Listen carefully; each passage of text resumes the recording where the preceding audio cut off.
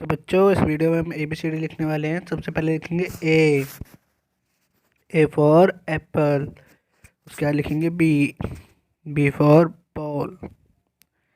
उसके बाद लिखेंगे सी फॉर कैट। उसके बाद डी फॉर डॉग। उसके बाद ई फॉर एलिफेंट। उसके बाद एफ फॉर फिश।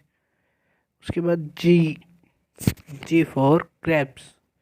उसके बाद एच फॉर हैन। उसके बाद आई फॉर आइसक्रीम। उसके बाद जे फॉर जग। उसके बाद के फॉर काइट। उसके बाद एल फॉर लॉयन। उसके बाद एम फॉर मंकी।